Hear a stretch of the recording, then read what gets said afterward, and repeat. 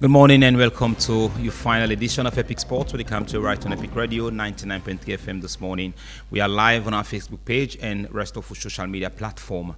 We'll say to get the show this morning. We go share all the links across so you will be part of the show this morning. We guest this morning get to be somebody we don't get immense contribution into football development. Now the Konski a one time don't serve for the president of the Sierra Leone Football Association, but unfortunately before get time. And as well, it will make some strive in shaping up the Edmond Michael Foundation. And of course, he also don't do immensely now with Mighty Blackpool Football Club. But the Michael will join me in the studios in a short while. I will discuss around a lot more about not just Rodney Michael as a businessman, but Rodney Michael as an administrator. After the break, we will be joined by the chairman of Mighty Blackpool.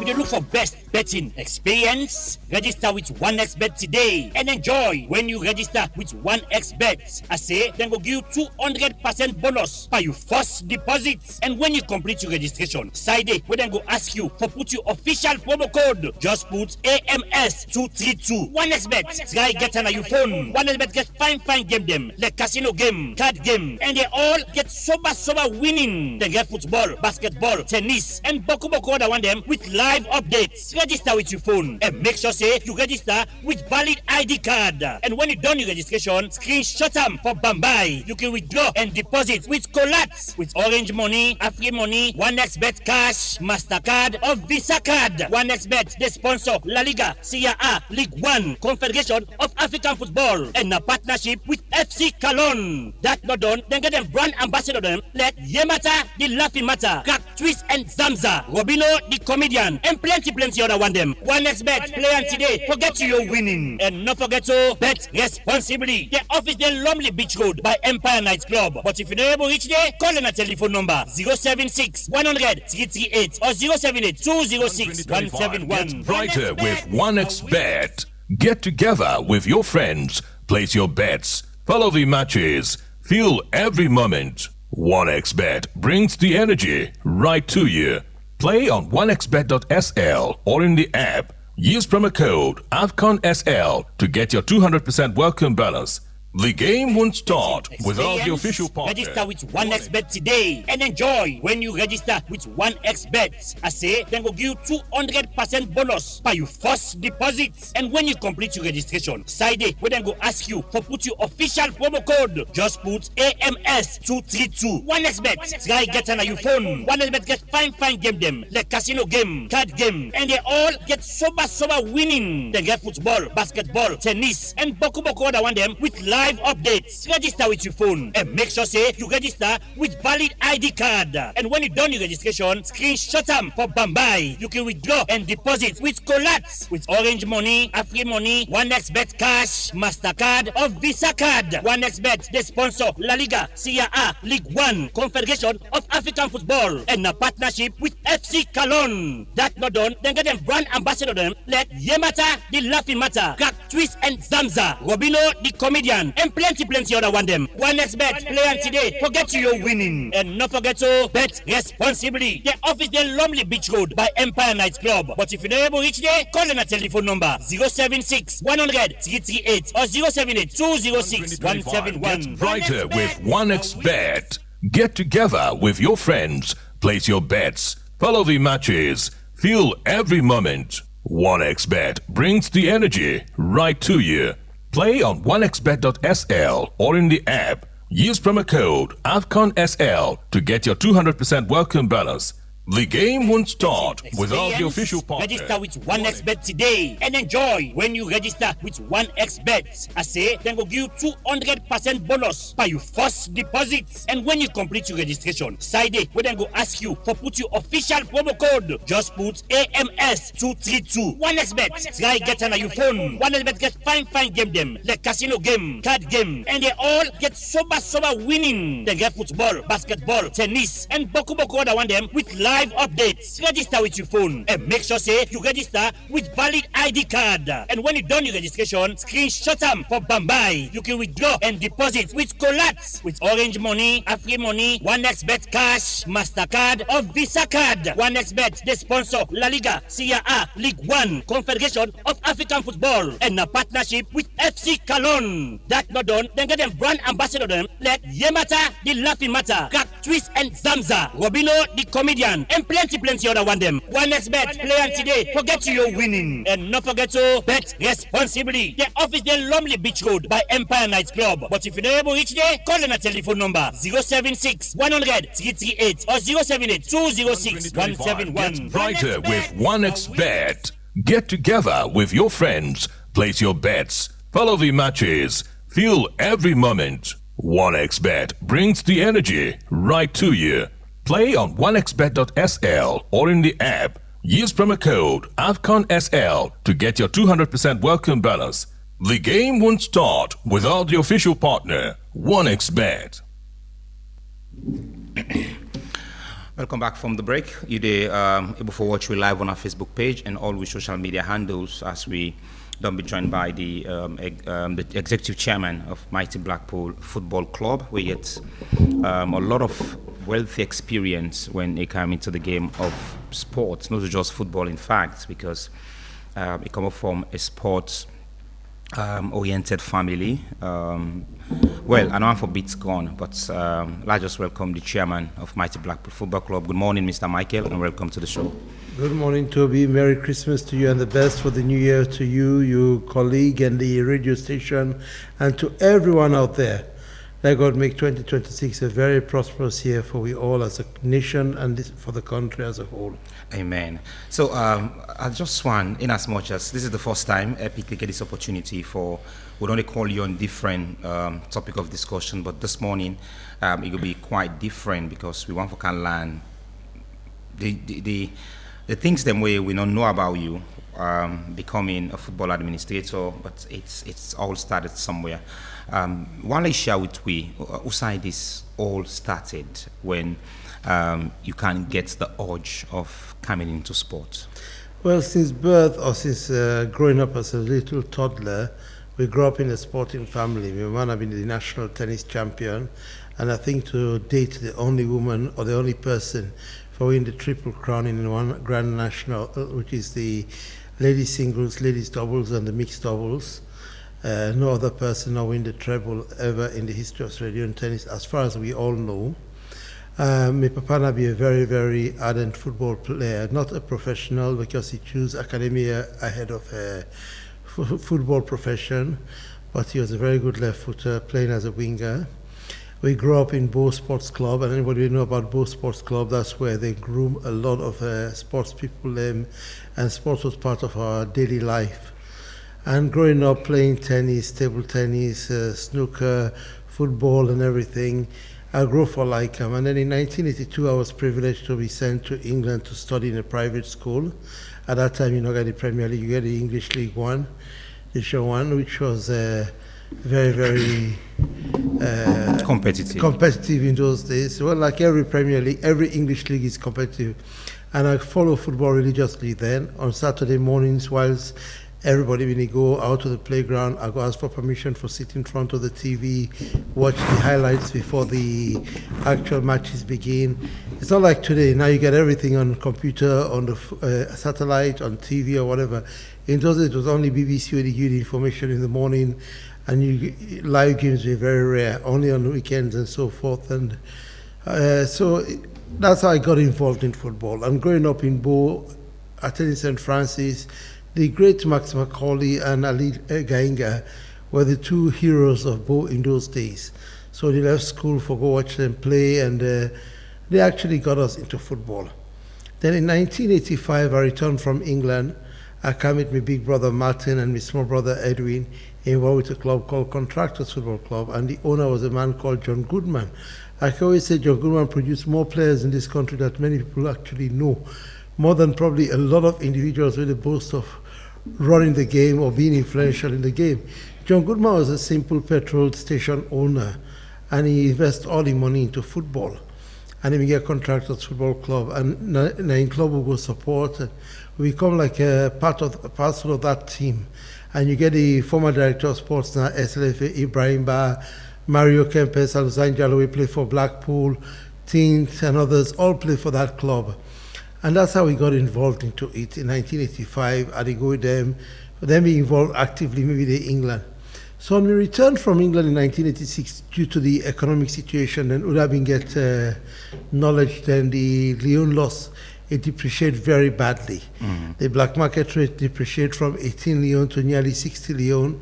It was impossible for my late father to sponsor me and my brother together in the UK.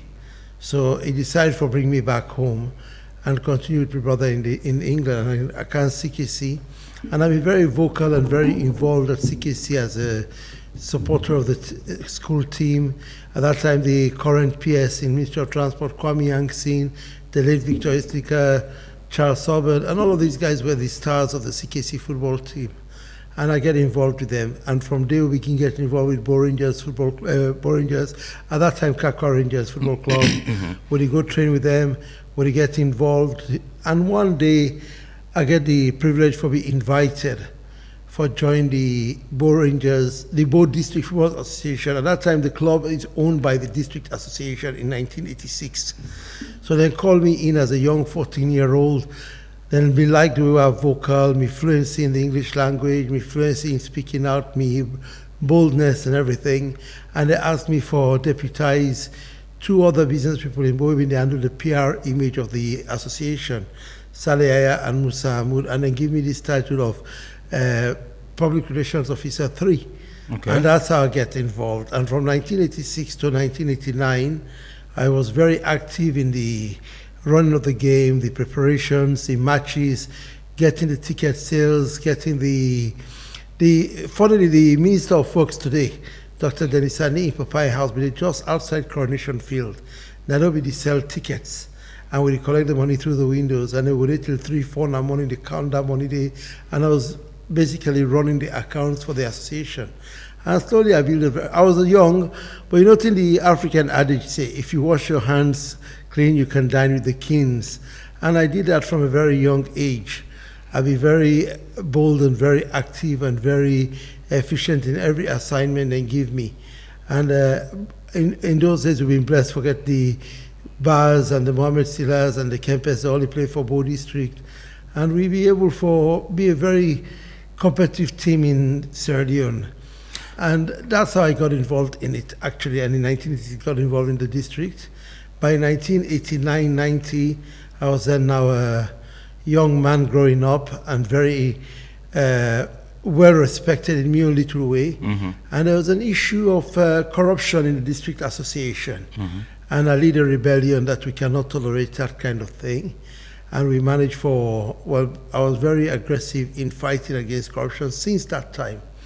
And we managed to break away the Kakwa Rangers from the district association, and we formed the All Stars Football Club in 1990, which was a breakaway from the Bo Rangers. From the Kakwa Rangers by From the Kakwa Rangers. So when we break away, the district began to be a separate body, and then you had 2 Division 1 teams. Ali Mubarak was then now the new secretary of the FA. They registered as a Division 1 club. So we get opportunity for play. And we play in the FA Cup. What's the name? All Stars? All Stars Football Club, which later transformed to Nepean Stars Football Club. Okay. That's what the Nepean Stars Football Club is now. Now it's based at the FA then we take, when they become a Division 1 club then. In those days, you know, we get Premier League in 1990-91. So now we space and take, we then come in. So All Stars play in the FA Cup, and Alimu then give space at the FA Cup. We go all the way to the quarterfinals, if I remember rightly. And I think we lost to Ports Authority at the stadium, 1-0, National Stadium.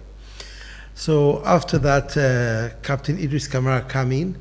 At that time, I don't go for Abbey College, and I've been here for take a bit of a break from the administrative side of things, from the All Stars Football Club. We don't let the district association. We don't break out, we don't form we own All Stars Football Club. So Captain Idris Kamara was then appointed Secretary of State South. So he came in and said he can't have 2 teams. In my absence, he managed to push or force with him out of the way. But we retained membership. By the time I returned back to Bo, it was too late to fight him. I mean, at that time, NPRC was powerful, Idris Kamara was powerful. So whilst we did on the fight, then Nepean in Canada begat a man called Des Garvey. And Des Garvey came and promised $1 million to Nepean Stars Football Club over a period. At the time, the former vice president of SLFA, Cecil Hansen, known as Somenjo, was mayor or chairman of the city council. Mm-hmm. So then decided to take All Stars Football Club under the auspices of Nepean of the city council and change the name to Nepean Stars Football Club. So we moved from Bo Rangers to Nepean Stars with funding from Nepean in Canada for the team.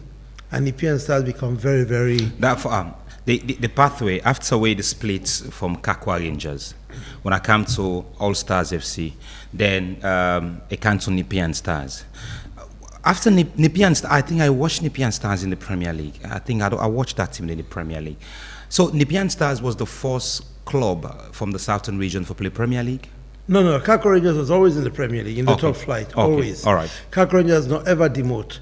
Nepean Stars was a new club that was given a new permission to play by the Tola Thompson regime in 1990, the first time of Tola Thompson taking over. I think it was Tola Thompson in 1990, yes, if my memory is not wrong. Because we joined Kakwa Rangers to be two teams in the top flight. Okay. The Kakwa Rangers later transformed to Bo Rangers. That was to encompass the entire Bo district to become the official Bo district team. So Bo Rangers became the official Bo district team and no longer just a chiefdom team. Okay. Initially it was just the Kakwa chiefdom. Kakwa chiefdom encompasses the Bo city. So when they changed down to Bo Rangers, that broadened the ownership of the club and it became a district team. Nepean Stars became then being called with the Rebel team. So that's how Nepean Stars came into the... All right. I want to talk about how were you able for make your presence really value not the Southern Pan, because this is where you establish your foundation and this is where everything about you, if somebody wants to talk about Rodney Michael, then it has to be Bo. Doing those dark side of the year, imagine the term they always be the talk. So how football been done, like how it been look like? Was it that it been too monetary? How people been really enjoy football during those days? It was incredible because in those days there was nothing monetary about football.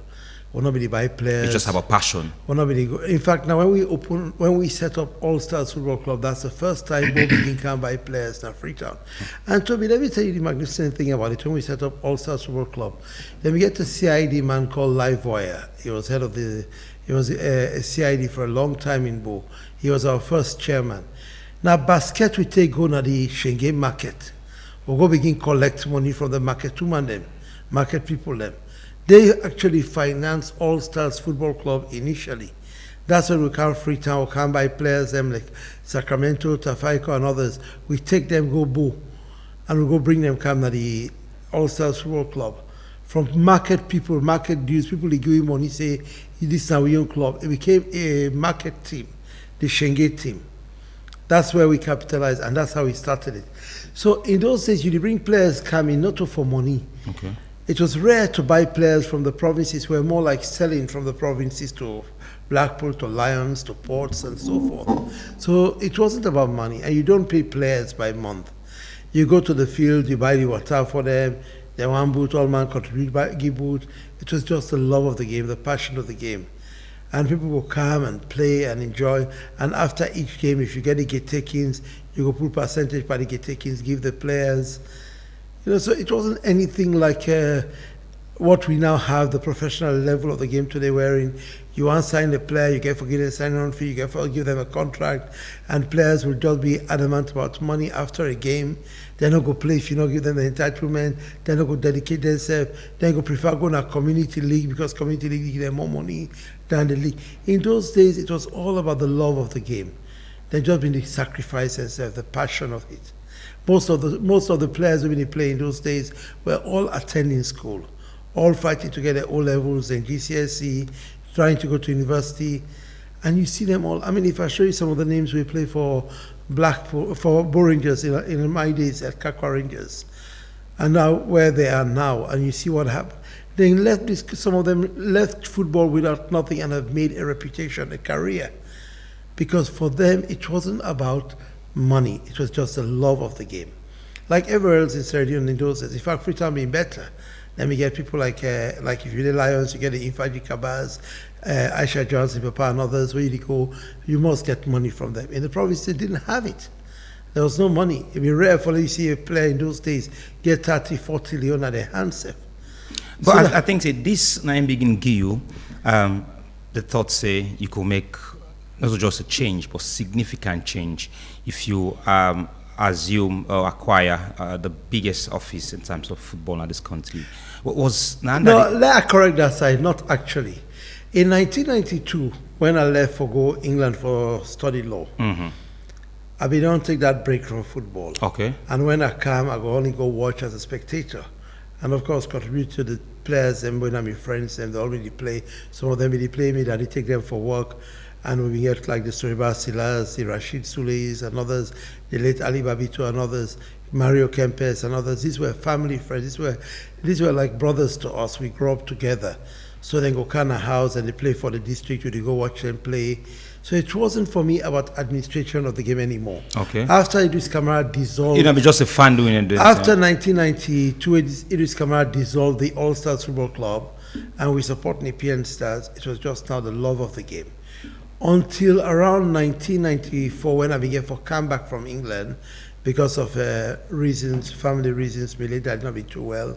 I take a year break from college, and then he died in May 1995. But during that period, my younger brother, when he played professional football in Lebanon, so I'm managing Diamond Office from 1995 January to him that he died in May 1995. And my brother decided not to come back to the diamond business. But during that 5 months, I can't fall in love with the diamond industry. I can't get interested into the business. I decided, well, I'm not going to go back to law. When I done that, I stay with my mom and support my big brother when he's doing final year in England. I didn't have the zeal or the courage or the confidence or the willpower or even the passion anymore for go continue my cause, my law cause. That's why people can say drop out, I can laugh. They don't know the sacrifice behind what they can call a dropout. Because what was supposed to be a temporal break ended up for transforming life entirely. So when I come in the business industry, in those days, the diamond industry was flowing. Not like now where the market is dead, the industry is overpopulated, the conditionalities are very stiff. So in 1995, it was a very smooth business to do in. There wasn't that many dealers and operators. So that's when I started financing football. I became a philanthropist rather than an administrator, supporting the teams in Bo, financing the individuals, players. When you go play in our Bo club, Inspector Ba and Mohamed Silla were part of my Bo club team, and we played together, and we go on the Coronation Field train together. In 1995, that's when we started getting this philanthropic idea that, okay, I'm working, I'm making money, let me just finance. I'm not interested in the administration of football. At that time, I just met my wife, and we're having a good relationship, and we're blessed now. It's now 30 years we've been together. So yeah, we have to congratulate you on that. Definitely. Yeah, well, we've actually celebrated 25th wedding anniversary just last week on the 16th of December. Okay. So at that time now, I've been transformed to a family man and a businessman, and I've been just doing philanthropism until around 1999, going to 2000. The district association was run by Amidou Banja Kamara, where we get Golf Leopard as a shareholder. Sami Hafner, when I be the Kiss 104, Masakoi, we did Abo and others. And then in 2000, they were looking for a new person to come and take over the district association. That's when they bring me on board and ask me for take over the district association from them. They are the people that actually brought me back into active football administration. And from there now, I mean, the history speaks. I take over Bo District in 2000, and then in 2002, Tola Thompson will get a lot of pressure from the Western area for impeachment and everything. And Cecil Lansing told him, you know what, let's take the football to the provinces. So Tola Thompson, Ali Muba, and others decide for that chair for the Congress, the slogan, that football is not about Freetown or something like that, and they take football to the provinces, to Bo. I hosted that Congress in 2002. And during that Congress, it was I don't think we've ever had a Congress as good as that one. How good? What It was excellent. Okay. We were given the mandate to run the Congress with limited funds By the SLFA, by the SLFA. Okay. And You be serving any of them committee then day? no, I was just a district chairman. Okay. In 2001, I hosted the National Division 1 playoffs. Okay. That's when the team we now know as River 4 Strikers, which was then Central Parade, at that time was known as Senegal FC. Okay. We then go qualify in Abo. So Namibia host regional playoffs. Kenny Mabi host and Bobby host me and Kelfala host Kenny Mami host Abo. So after that, the success of that competition we host begin build me reputation to the national exco and others. And then I host our finance Obimeziga for run the first provincial coaching course ever in Sierra Leone. It goes to Nabo, now the southern region. At that time I was both district chairman. So these two events where our host begin make her get friends in the highest office. So then we get a confidence fund over the regional congress, the national congress to me in Bo in 2002. And what made it brilliant was by the time they arrived, we had arranged all the accommodation. So everybody knew where they were staying. There was dinner on arrival, breakfast, lunch, dinner. There was a first official guard. Tola Thompson was given the honor as FA president to take the guard of honor. Traffic police, security, organization, entertainment show before the Congress. We bring somebody from Guinea, where we perform magical tricks, traditional magical tricks and things like that. It was just brilliant. And then going to the Congress, we had a fantastic Congress, well organized, strictly by the instructions from the FA, who enters, who doesn't enter. And the one SFA go Bo, they went with a motion for impeach Tola Thompson. They could not even proceed with that. It was a heated debate. After that, we came out of that Congress in celebratory mood as one family. We all go enjoy ourselves. To the moment of leaving, everything was systemic, everything was organized, everything was structured.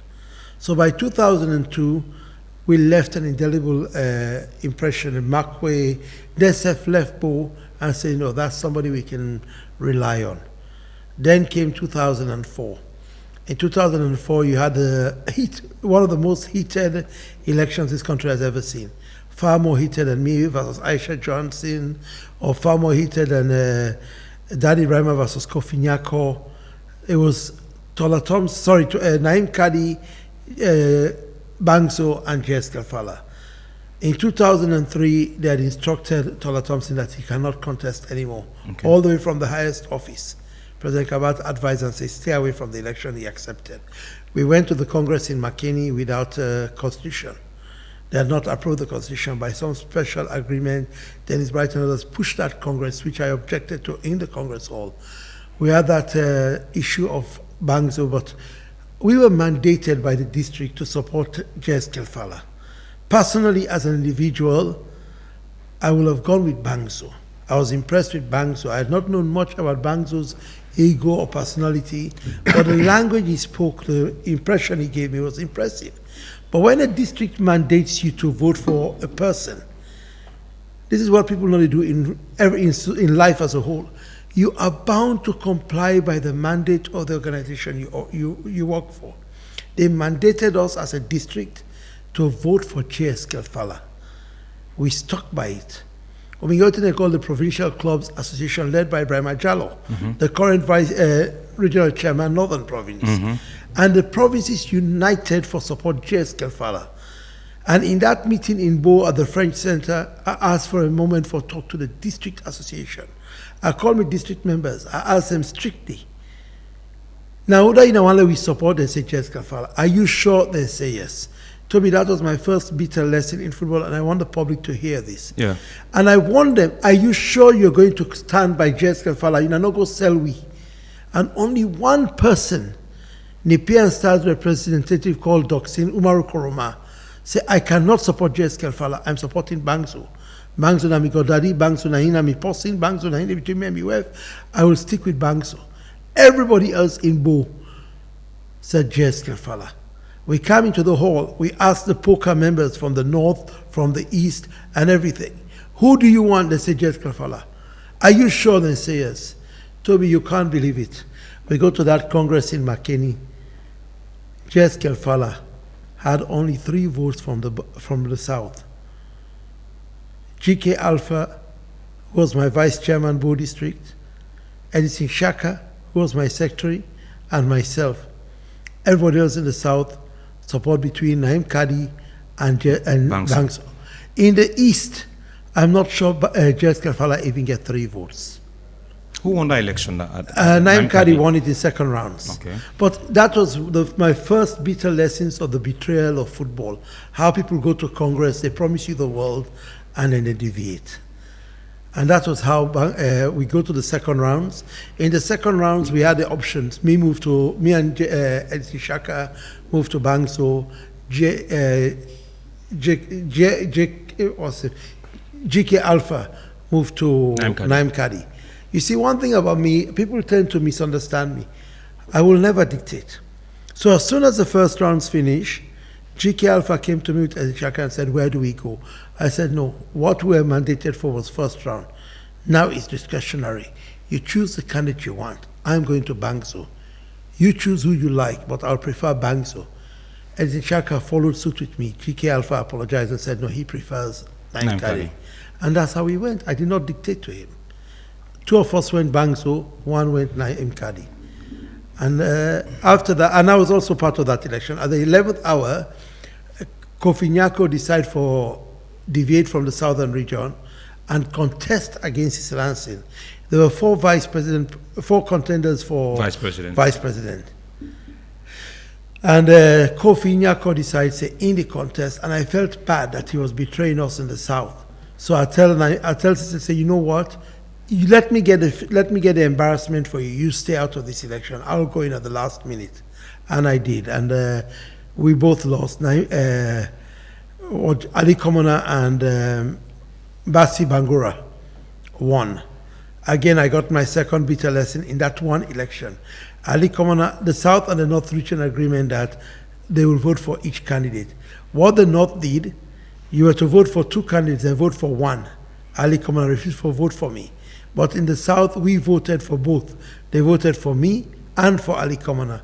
So the votes where Ali Komona beat me by, now the Southern votes by staying honest and truthful to the agreement.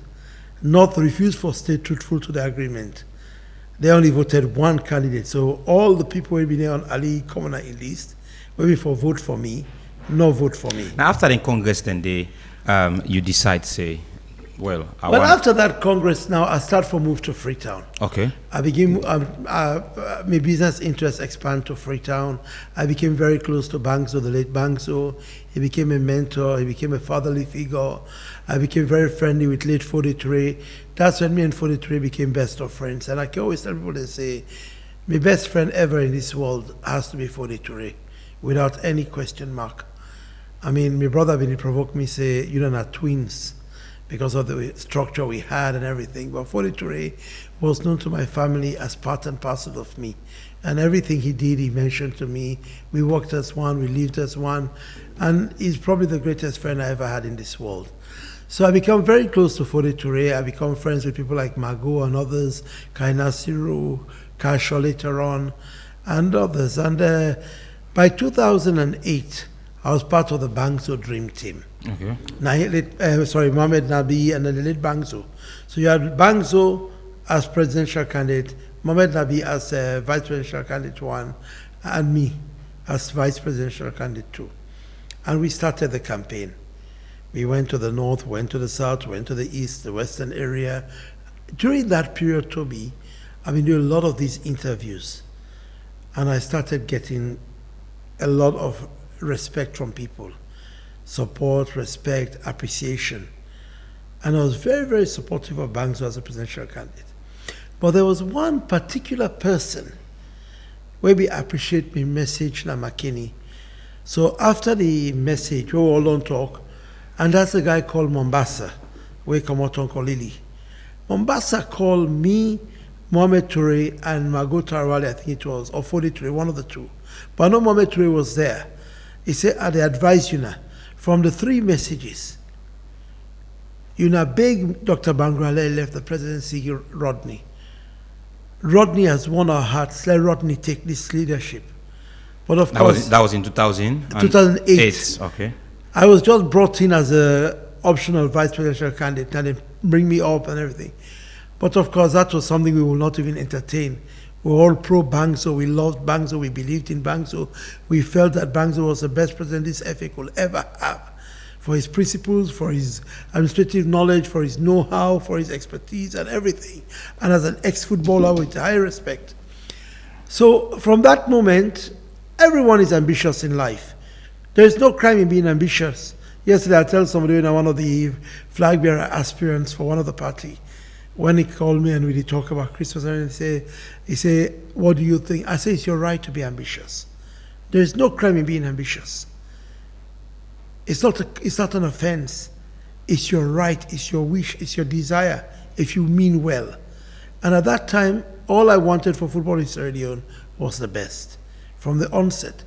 So after that comment from that person, it stuck in my mind. So after the 2008 election, other than we followed the election at the Congress in Miata Hall, Bangso ended up with 20 votes, Mohamed Nabi 21, I had 24. I lost by 1 vote to Ali Komona. But in the hall, there were people saying, if Nabi Rodney, we go vote for him. If Nabi Rodney, we go vote for him. If Nabi Rodney, we go. So, these things started building up in me that maybe I have something to offer. I got involved actively now in the politics of football. From the passion of football to the philanthropism of football. Kind to the political part. To the political side. So after the 2008 election, and Naim Kadi took over again for his second term, around 2009, there was a lot of issues between those of us in the Bangso Dream Team and the Naim Kadi group. And Naim Kadi's health was deteriorating. And the constitution was saying that if you leave the country for a period of time, there should be an election to elect a new president. So we approached Mohamed Nabi, Alhaji Mohamed Nabi, and we meet him and talk to him about the possibility of him taking over from Bangso as the elder and leading us to the next election. And Mohamed Nabi was very blunt with us that based on circumstances, he could not finance that. And that's when I came up as a candidate. Ishmael Sese and Fode Toure and others say, well, Rodney, come up for it. And I started building my campaign for 2012. To be honestly speaking, if the election of 2012 had taken place and not suspended because of the Normalization Committee, I don't think I will have had less than 90% of the votes in that Congress. Going to that 2012 election in September, after the Electoral Appeals Committee had cleared me, if we go into that election, it would have been a smooth sail for us. The Normalization Committee taking over transformed everything. But that's how I came into the politics of football, and that's how I came into the dominance as one of the most influential people in the game, one of the most respected. I mean, it's not boasting. Yeah, definitely. That is the honest truth. It's the honest truth. But that's how I built it. All right. And the 2012 campaign was as thorough as you get. We went to every district in this country to campaign. And the message was, football was to be my second wife.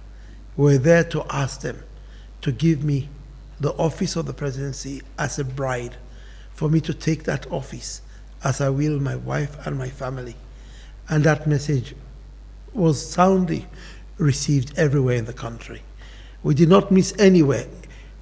We drove to every single district headquarters, and we went everywhere, from Bond to Kailaun to Cambia to Potloko to Kono to Koinadugu to Tonkolili to Pujon to Moyamba, rural district, western area.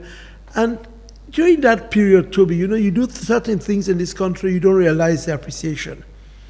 I will sponsor the national coaches cause at one time. When Kefala take over as acting president, let me get money for the coaching cause. So I talked to Obi Mesika and I say, we don't have the money. I said, I will pay for the coaches. And I pay for coaches all over the country to come and do that coaching course. I basically sponsored it. And in Potloko, after we addressed Badara Tarali and others, leaving, there were hundreds and hundreds and hundreds of people wanting to know this Rodney Michael. They knew the voice, they didn't know the individual person. And amongst them came a coach right to the front and say, Mr. Michael, how are you, sir? And I said, he said, I count me family. We were all there, the entire Port Loko district, the campaign team and everybody.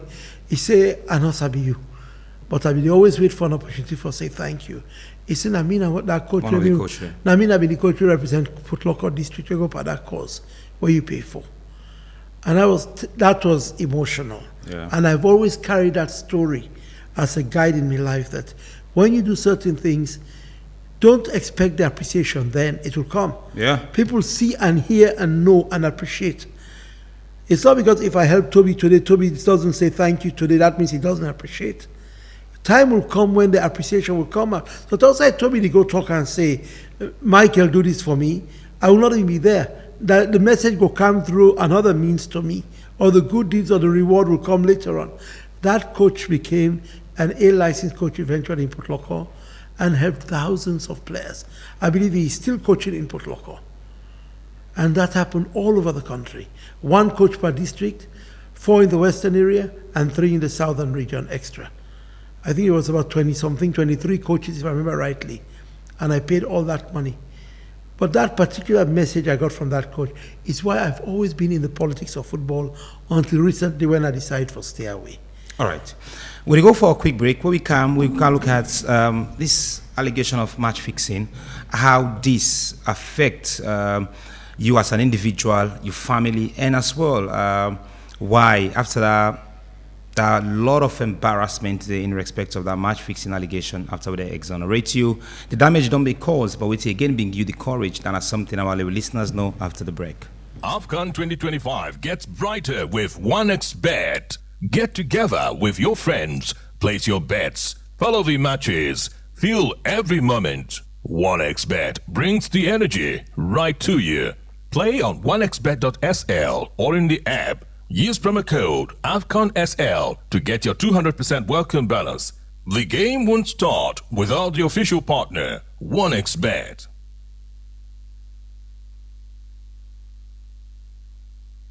AFCON 2025 gets brighter with 1xBet. Get together with your friends, place your bets, follow the matches, feel every moment. 1xBet brings the energy right to you. Play on 1xBet.sl or in the app. Use promo code AFCONSL to get your 200% welcome bonus.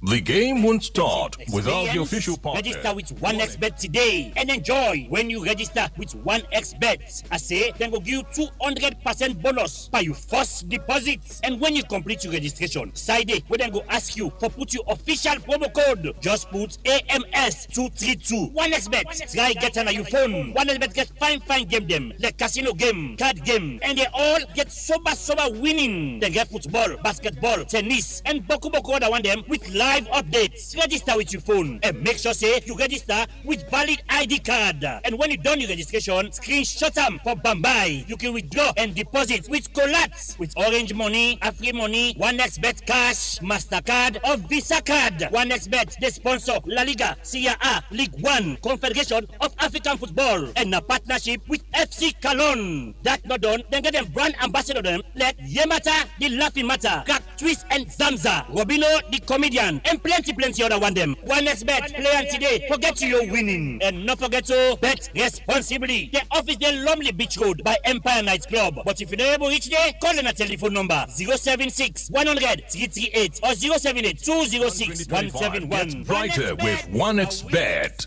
Get together with your friends, place your bets, follow the matches, feel every moment. 1xBet brings the energy right to you.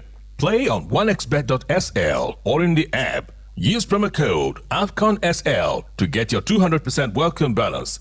The game won't start without the official partner. Register with 1xBet today and enjoy when you register with 1xBet. I say, then go give you 200% bonus by your first deposit. And when you complete your registration, side we then go ask you for put your official promo code. Just put AMS232. 1xBet. Try get on your phone. 1xBet get fine game them like casino game, card game, and they all get sober winning. They get football, basketball, tennis, and boku other one them with live live updates. Register with your phone and make sure say you register with valid ID card. And when you done your registration, screenshot them for Bambai. You can withdraw and deposit with Colats, with Orange Money, Afri Money, 1xBet Cash, MasterCard or Visa Card. 1xBet, they sponsor La Liga, Serie A, League One, Confederation of African Football, and a partnership with FC Cologne. That not done, then get them brand ambassador them like Yemata, the Laughing Matter, Crack Twist and Zamza, Robino, the comedian, and plenty other one them. 1xBet, play on today, forget you're winning. And not forget to bet responsibly. The office the Lumley Beach Road by Empire Night Club. But if you're not able to reach there, call on a telephone number 076 100 338 or 078 206 171. 1xBet, I'll win you this week.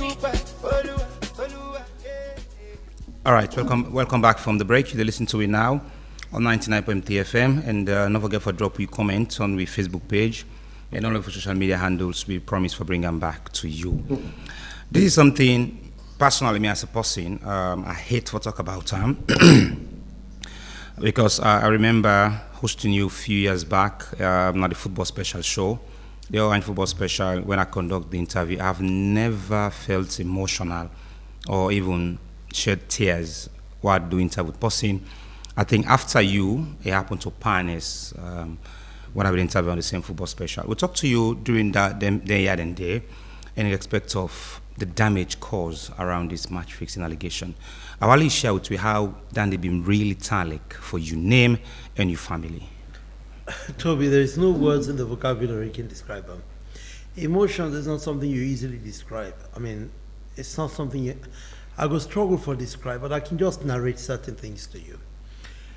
In 2013, in the office of J.S. Kelfala, you can get a guy called Primo Kovaro, the FIFA representative, Abdul Rahman Swari, Abdul Kaina Siru, J.S. Kelfala, Sam Kamara, Morrison Sano, and myself talking to Primo Kovaro.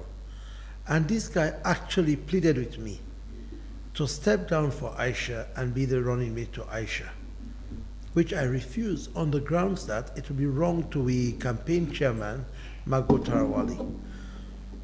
He told me, step down to Aisha and we'll give you everything in the world. But I thought that it would be betraying Mago Tarawali and it would be compromising my principle. People always get this wrong. I have never hated Aisha Johansson in my life. I had a fantastic and a wonderful relationship with Aisha Johansson before she decided to contest. And I've always respected her as a person. But the politics of football divided us. I'm not going to say it's my fault because it was not my fault, and God knows that. Okay. God knows that on my side, I will never and I've never tolerated anyone to speak bad or wrong about Aisha, even though some of my supporters may have done so. I cannot say the same for her though. But when Primo Kovaro pleaded with me for step down for Aisha, I was naive not to have known what the message was. I'd be ignorant about how FIFA runs as a group, as an institution, as a global body. If I could reverse the clock today, Toby, if I'm able to reverse that clock today to 2012, after they postponed the Congress, Primo Kovaro make that offer to me, I will have signed the paper there and then without even consulting my team.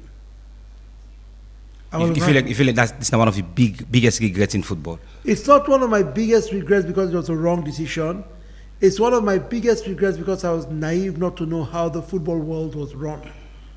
The manner it was run, the way it was influenced, the way decisions are taken, the outcome of what FIFA wants and FIFA officials want. It was the biggest mistake for that reason. It was the right reason for principles.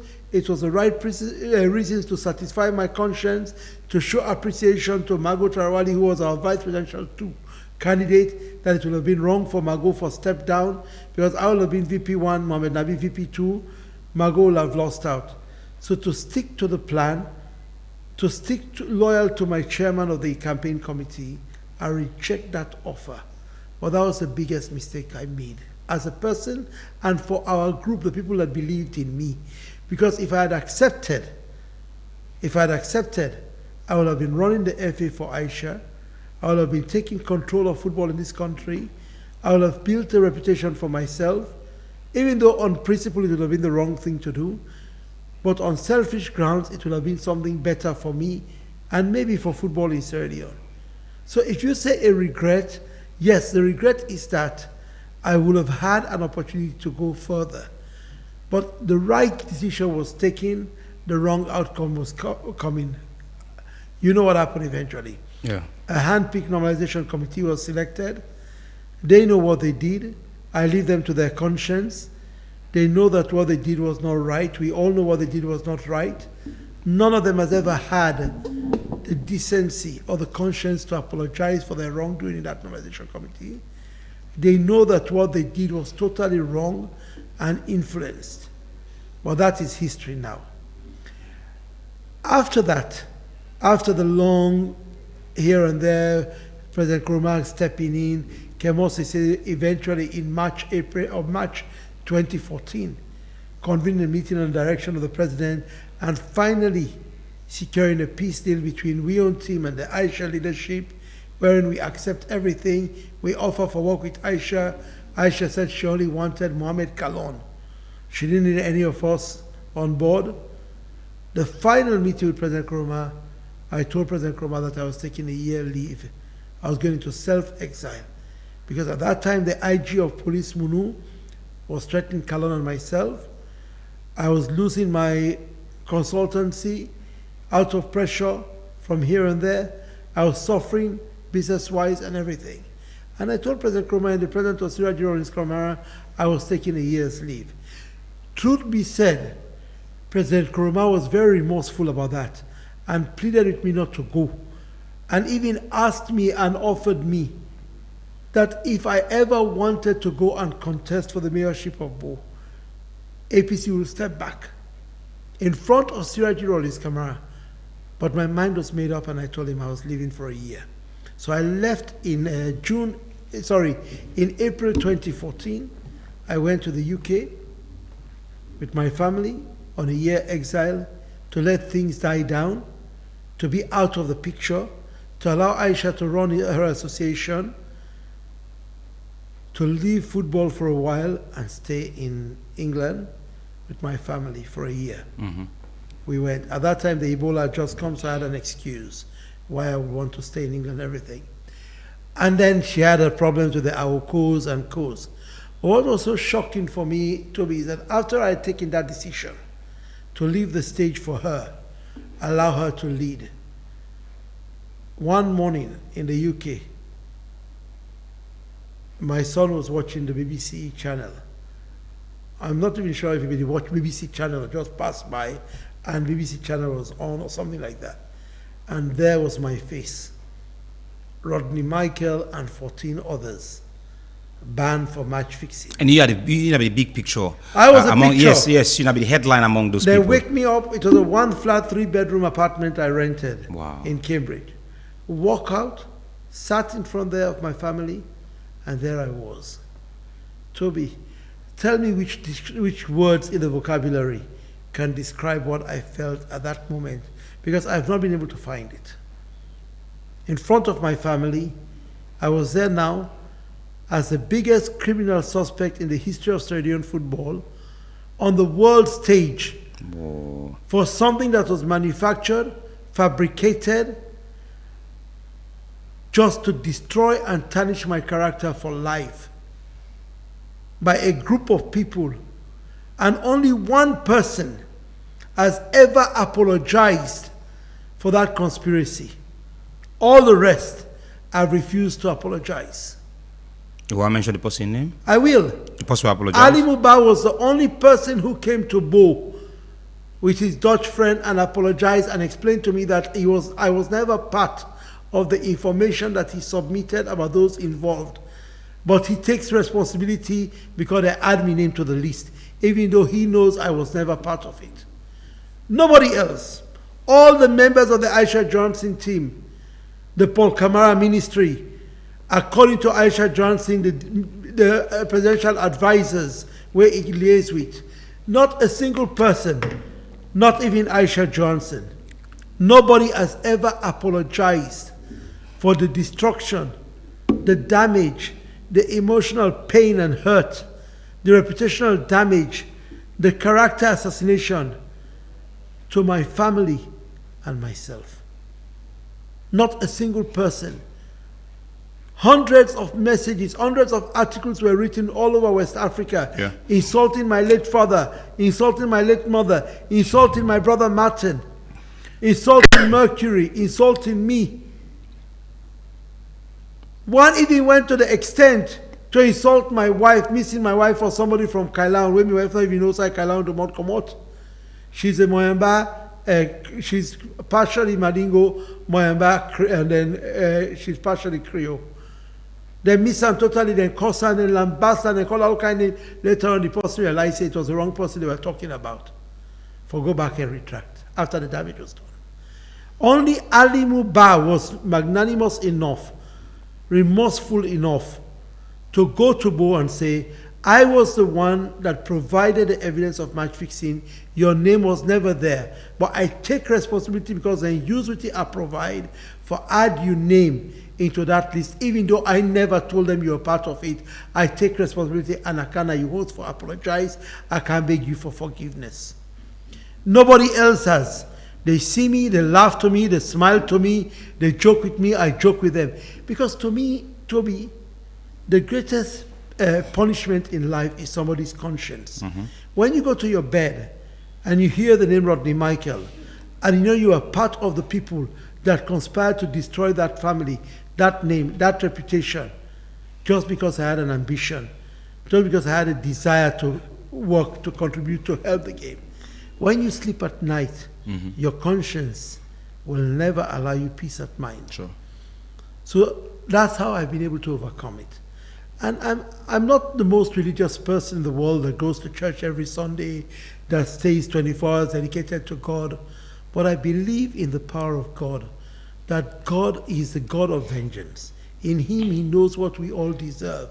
In Him, we know who gets the punishment, when they get the punishment, how they get the punishment, in the manner they get the punishment. I'm not a revengeful person. That is why, when the Drusil Taylor committee decide for exonerators eventually, after they knew, because first of all, from the information we've had, even the Paulo Conte team knew we were not guilty. I was not guilty. Let me speak for myself. Yeah. When the Drusil Taylor committee called me to that meeting and say, we will exonerate you now, but you now not go court in a threatening, if you now go court, we'll go able for stand. I was like, no, please don't try it with me. You will exonerate us. Yeah, leave it to our conscience.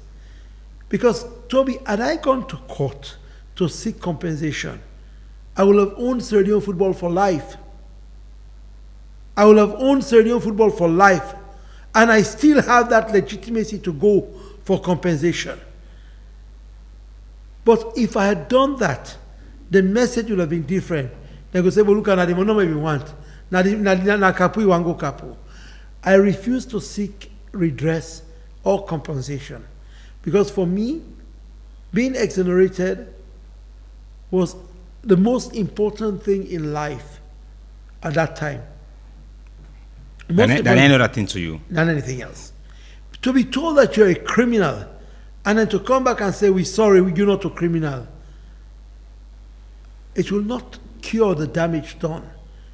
But neither can money. It's like you give me all the money you're going to get from FIFA every year for the next 50 years. That damage was done. And time will never heal it.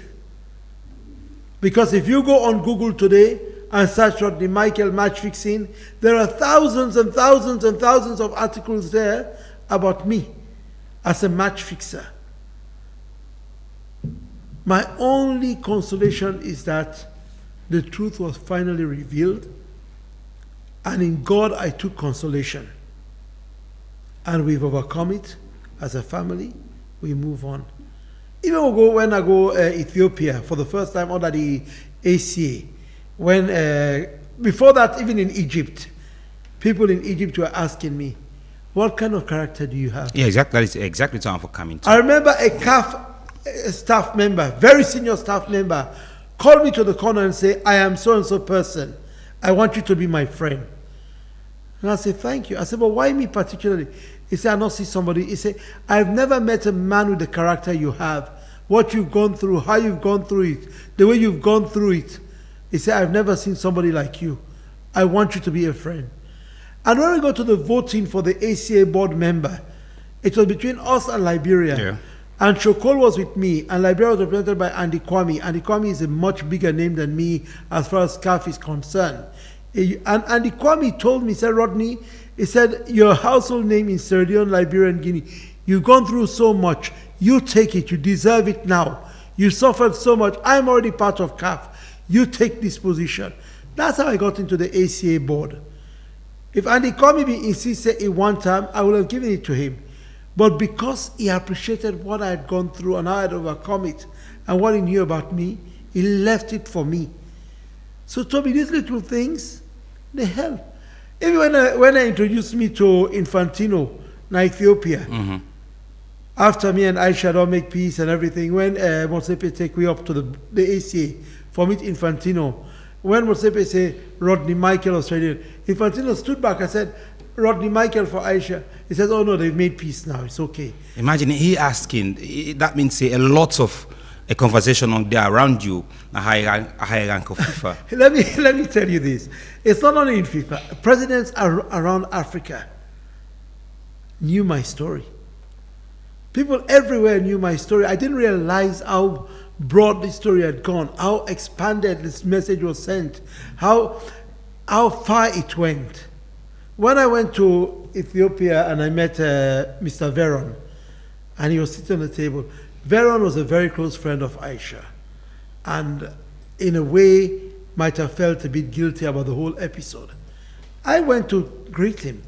He was sitting at the table, and he told everyone, this is Rodney, I had the problem. And when we finished, he said to me, no hard feelings. I said, no, Mr. Veron, it's over. I forgot about it. That's history now. I'm forging ahead. Okay. I'm forging ahead.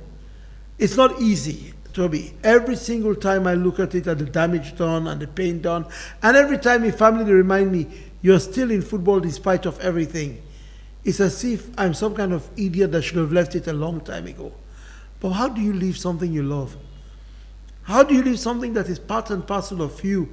Every time I go to a football game to watch Blackpool play and see the boys, every time there's an injured player, I can help to recover. Every time I can contribute a bonus to a winning team. Every time Blackpool wins. Every time Bo Rangers wins. Every time I see good. The other day I see Rashford for Bo Rangers score a fantastic goal. Yeah. I went and put it on Twitter. I felt good because this is a boy I paid hundreds and hundreds of millions for. They're not Grisel give me because I want to send and go overseas. When you did for Bulham Stars? Bulham Stars. Because I loved him as a player. And last year he struggled. So seeing him go to Bo Rangers this year, Kista working on him, what has happened to him, the goal he scored, I felt as if it was my own son Rodney playing for Nishmi, scoring that goal. Every time I see a footballer on that field, every time I see the ball, I think of my own children that played professional football, Rodney, Edmund. And I said to myself, this is the only thing I have. I drink once in a while. Very rarely. Everybody that knows me knows. Maybe Christmas, I will take a beer or two. I'm not a drinker. I'm not somebody that loves alcohol. I don't go to the club. You'll never see me in a nightclub. I don't go about with girlfriends. You'll never see me with a girlfriend. My wife is enough. My only extra activity that I love to do 24/7 is sports generally, but football in particular. How we before come out, so almost come to the end of this program. This is not only about you again after the match fixing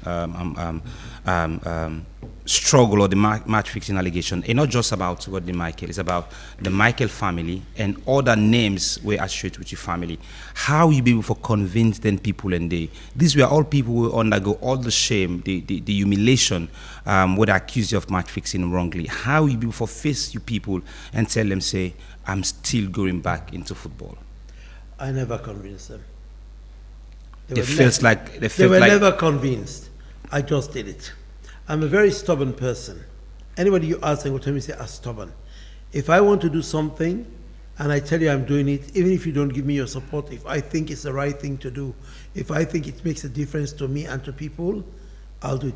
Toby, from my young days, from my young days. Everything I do is how can I make life better for people. I've mentored people that are now very big in society. I've taught people that are now holding director position, ministerial position, and other things. I've been a fatherly figure to people that are now running the country in different capacities. To me, it's about how can I help Toby be a better person in whatever way, however little. So whatever my family felt, I shared that pain with them. But they know they can't get me out of football. And they can't get football out of me. They know that. If this is with destiny for me, that's it. In 2020, when we were on this election process, before the committee decide for disqualify me again and we go to CAS and the rest, in October, I've been in England on medical. I received a call from Dr. Brima, who was then the ED of Sports Council, Nyalenke, who was then the Minister of Sports, and the Deputy Minister of Sports now. And they called me using the phone of the Executive Director of Sports. And they asked me if I would go to be the NSA chairman, National Sports Chairman. That the one way Nyalenke, okay. I asked them to give me time to think about it. I consulted my family. And my family unanimously said to me, well, you always want to go elsewhere. You always want help. Go elsewhere, leave the football to them. They don't fight you police football for years. Let them know, say, not of power you defend. Now help you want help. Go take that position. I asked me football friends and family. They all tell me, say, including the current NSA ED, Safa Abdullah, I say, Rodney, you know what? Your family is right. You've been fighting for this position, fighting the football family and the political powers, then they fetch you. Go there. And I accepted. They gave me the impression they were given the mandate by the president to come and ask me, and I accepted to go to the NSA board. Only to learn a couple of weeks later that my uncle, one of the people who bring me come up as a young man, and as a sports administrator, I grew up for admire Mr. David had been appointed. So I stayed in the race, in the football election race. And in January, on the day of nomination, I got a call from headquarters, from higher office, oh, you have to step down, they're going to disqualify you, and things like that. And I didn't believe the person. I continued the elections. But what people never knew, that 2021 race, the election, the reason why I go into that race was not to be the president of the FA. It was never to be the president of the FA. It's just which not be intention by them. I had just been exonerated from match fixing. But in 2013, I had been disqualified. For the wrong reason. For the wrong reason. Being associated with a betting company. A FIFA constitutional provision had been misconstrued against the legal advisor, where the committee actually appointed, the nomination committee, they appoint a legal advisor, one Roland Nylander. Yes. His recommendation was ignored because he refused to interpret the statutes the way they wanted it. And then decided for still disqualify me, for victimize me. The nomination committee. And that is why in 2021 I stood my ground against my family, that I am contesting not for the power. Listen, going to that election, it was impossible to beat Aisha Johnson. If Aisha Johnson was on that ballot, I had no chance of beating Aisha Johnson, yet alone Kofi Nyako or Daddy Brima. And Daddy Brima winning that election, winner because of Aisha Johansson. The voting in SLFA is very simple for look. It's very easy for determine. Okay. So I went to that race to prove a point that I was wrongfully disqualified from 2013. And prior to that election, I hired a lawyer in Italy as far back as a year before the election. If you do not believe, ask Benson who would submit my application for presidency. Let them go check the records. It was my lawyer that prepared and submitted it on my behalf. And everything we did going to that election was done by the lawyer in Italy. Okay. It was a point I wanted to prove. We be no said and they go disqualify we. Nothing hides in Sierra Leone. You remember the the Wakabot audio that came out, Yes, yeah. where they record Victor Lewis talking everything, where Jidakis record them, they put them on air. We knew what was happening. My lawyer was well prepared. We start to submit file papers. Now the CAS portfolio, even before we went through the ethics board. With the file, because we knew the time frame was short. So going to that election, I knew beating Aisha Johnson was very difficult. Very difficult. To me, that was not my race. That was not my race. So that is the point we were doing. We're trying to fight a battle. And when they disqualify we, here is a trick I'm going to show you now, Toby, quickly. I know they would run out of time, but let people listen. You want a message? Get the message. Definitely. When we go to the ethics board, and the ruling came out, I've been in Lagunda that time, Lagunda Casino that night with my family. We get friends from America. They get a VIP lounge up at the casino. Also, we can go sit down, we eat and everything. Some people go play jackpot and whatever, we keep comping. We had a big function there, and the message came out that night. In fact, if I remember rightly, Napa Ali called me, say, if I don't get the release, I'll say, no, it's enough for you. If I remember rightly. We knew what was in the release. We knew the message. As he came that night, I sent it to my lawyer. The morning we don't file CAS. Updated the reports. The next morning, we appealed to the Electoral Appeals Committee led by Koto Kamara. Now they tell us, say, inaugural right for listen to the appeal. They say, we can approach Alaki. Now inside for my bottle, they go. I called Koto Kamara. I said, I'm calling you officially. We are still waiting for the appeal date. The elections are due. He said, I'm sorry, Mr. Michael. I'm in a dilemma. We've been told that we cannot hear your appeal. I said, fine. Put it in writing. Consult the chairman of the ethics board to tell you that you don't have the mandate to hear our appeal. But you owe it to me to put a decision on the table. That's when Koto Kamara wrote to say that the Electoral Appeals Committee had been ordered by the ethics board that they not get right for hear the appeal. Okay. We take it, we file it to FIFA. You know what that meant? We had exhausted the national structures. Before Nachi come out. Because the letter stated that we can only appeal to CAS. That's how CAS had our appeal. Okay. Because there was a decision that only CAS here. Now we take go CAS, so we'll go in that case, in a CAS. And my point was proven. People still don't get the ruling of the CAS. The ruling of the CAS was twofold. Yes. And the reason why they don't get it is because the lawyers representing the FA have never tried to absorb the contents of that ruling, with all respect to them. The first part of the ruling said that ethics board not able to open a new investigation and disqualify a candidate. That is the same grounds where Daddy Brahma they don't use now, where they don't go CAS again. You cannot, at the time of the election, disqualify a candidate for an offense where it not be done previously be convicted of. So you cannot, because election they can now, you say, oh, the investigator Toby for corruption, we disqualify. Toby must have been convicted before, not during this electoral process.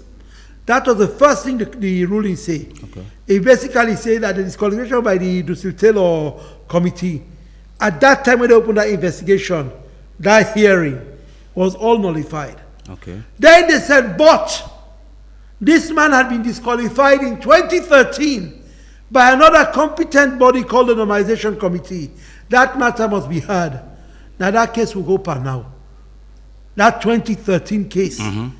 And that's when the CAS ruled 2-in-1 that the disqualification under the match, the association with a betting company. That was in 2013. Yeah, was misinterpreted. Okay. In 2013. And you win the FA. That is one. Yes. They nullify that decision of 2013. Okay. That it was a wrong decision for disqualify somebody for association with a betting company if that person is not an owner of a betting company, he not own shares of a betting company, he not get dividends of a betting company in terms of profit. And this was my argument. Me and Safa Abdullah prepared me appeal in 2013 that to be an interested party in a betting company by law, you must be a shareholder or an owner or a beneficiary of dividends. Safar Abdullahi got the law right in 2013. The Abukin and Solomon Jamiru and Legal One were perfectly right to accept the appeal of Safar Abdullahi on my behalf, where me signed as Safar Preparam, and the CAS ruled in their favor. These same three people were chastised and molested and humiliated and insulted that they had received bribes. In 2013, then Lai said, me give them 100 million leon. But in 2021, the CAS ruled in the same way, where lawyer Abukin, lawyer Solomon Jamiru, and lawyer Legal One, when a police lawyer or something like that, the three of them ruled and uphold me appeal in Sierra Leone, where Sierra Leoneans go and curse them, call them all kind of names on radio. That they were giving money, they were bribed, but their ruling then in 2013 was the same ruling where Kasgi in 2021. All right. Now, so the point I was proving there was that 2013 was a wrong decision, and 2013 was not bribery to the appeals committee. They were right in law, and in 2021, Caston cleared that. And not only for me in Sierra Leone. It has benefited many people all around the world. We're associated with betting company. If you didn't work in a betting company, does not disqualify you from being part of a football administration. Okay. You can contest because you're not an interested party. You're not a shareholder. You're not a proprietor. You're not receiving dividends from that company in terms of profit making. That's the only time you're not allowed. All right. To associate with football if you have that kind of vested interest as per law, which is shareholding. That was my point in 2021. That is why people still don't understand why when I was put under pressure at the 11th hour, I stepped down. Because to me, people were more concerned about the power than the integrity of the game. For me, it was about the integrity of the game than the power. And I warned them, you're asking me to step down. Mm-hmm. That was in 2021 now. 2021, that day Aisha still in the race. Mm-hmm. I stepped down before Aisha stepped down. Remember? Mm-hmm. I said, you're asking me to step down. But let me warn you, that delegate list where they don't go put so. Then 13 names where they change. They remove delegates and replace them for favor of Aisha. Not even I can beat Aisha. The people who I tell are my witnesses are big people and then in this country, they will one day say it. Aisha is going to win that election. To me, shock. After I stepped down, Aisha stepped down a few days later. And when they go to that election, when we reach McKinney, I have a dozen witnesses. In the room of Kasha Olan Cole, I advised Kofi, if this election procedure you're going to lose, that delegate list is prepared for Aisha or in proxy Daddy Ibrahima for win. I never supported Daddy Ibrahima in 2021. I went there, I decided to support Kofi. God is my judge. And you left it before even the Congress? Yes. I warned them on the morning I was leaving. I sent them a message. If this Congress go ahead, Kofi, you're going to lose. That list, that delegate list of 57 or so, whatever it was, 53 or 57, that delegate list was influenced to go one way. Okay. The Aisha Johnson way. Aisha Johnson or her supported candidate. It was clear cut. You ask your colleagues and people like Mukhtar, like AKK and others. We discussed it before I left. When they go to the ballot at Account Freetown, the reason I left McKinney, I developed a knee problem because I had to sleep in the car. Oh. The hotel where they go Giwi, the water was filthy. Aisha and the FME don't book all the hotels there. I refused to go sleep in any room next to anybody on the other side. I don't want controversy. So instead of sleeping, I gave my room to Safar Abdullah and others. I sleep in the car. I developed a knee problem. Honorable Kono advised me, said, let's go Freetown. My knee swell up, unable to move them. I came Freetown, do my physio, massage and everything, went to bed. Right through the election, I did on the phone with Mukhtar Kamara. As soon as the first result came out, I tell Mukhtar, I warned them, we can't win, we've lost it. Toby, that was the first time in my life, with all what you've known about me and the challenges and the embarrassment and the humiliation, that's the first time in my life I cried. because that was a decade of injustice concluded. Because going to that Congress, 13 names were illegally removed and replaced. Yes, the election itself was free and fair in the hall. But prior to going to the hall, and I made that known to Oyini Robin Coker and others, the process of those delegates was illegal. Toby, in all my life in Sierra Leone football, and right across Africa, what I've seen, until we stop doing the wrong things to win an election, to have the power in football, football in Africa will continue to struggle. Okay. And this is not a Sierra Leone problem alone. Let nobody kid you about it. It's an African problem. It's an African problem.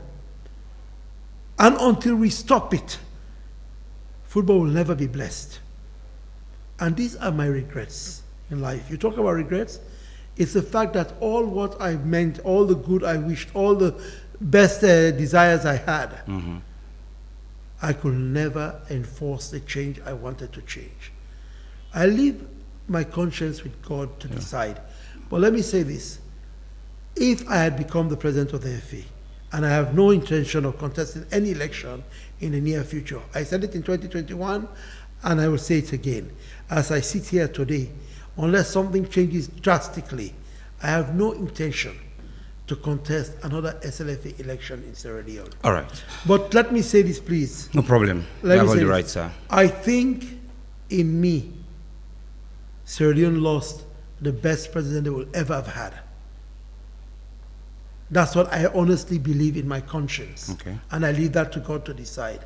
I just pray that the current FA president and anyone to come after him will stop the habit of victimization, will stop the habit of dishonesty in elections, will stop the habit of misusing FA funds. And I'm not saying he's doing it, I mean to stop it for the future. Okay.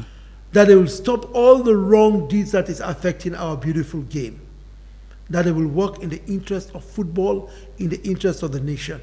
Because this is our greatest unifying sector in everything we have in this country.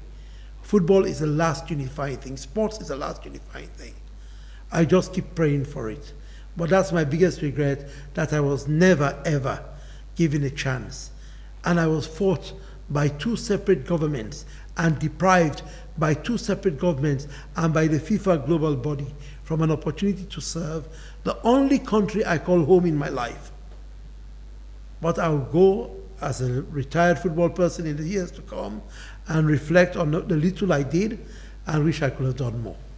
We definitely get to bring you some other time for talk a lot more. When we want to get some education, we call them. We decided for take no calls today because we want a lot of sensitization and we don't get enough in as much as if we want to continue to 1 more hour, we could continue, but say there is structure and time. Plenty thank you to Mr. Godney Michael, we spare in time, which we doing this all day period for come and spend time, which we extensively about in journey up to this period. DJ Buju and give you the technical support in the studios, and Abakar Bendu will make you watch live on our Facebook page. We go meet on Monday, God's willing, but for now have a wonderful holidays and goodbye.